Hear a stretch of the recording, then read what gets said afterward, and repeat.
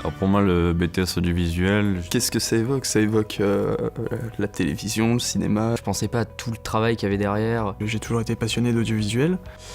Avant j'étais en BTS SEO. J'ai fait un bac STI 2D, donc ça n'a rien à voir avec le BTS audiovisuel. Depuis plusieurs années, j'ai toujours voulu faire du montage. pour le montage, on fait beaucoup de projets seuls sur nos stations de montage.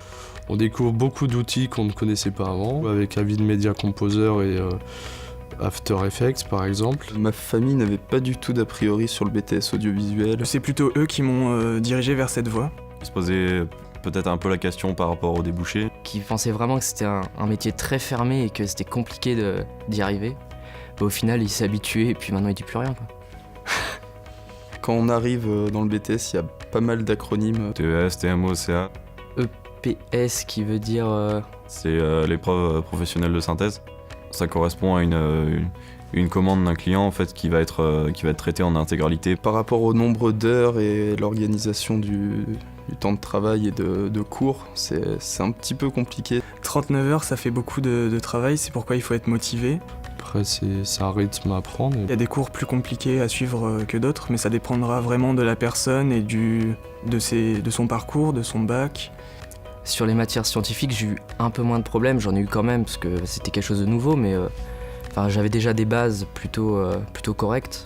D'être mélangé avec des formations continues et des formations initiales, c'est plutôt un avantage, je dirais, parce que ça permet aussi de demander à d'autres de nous aider si on a des difficultés, d'aider les autres si on a un peu d'avance par rapport à eux.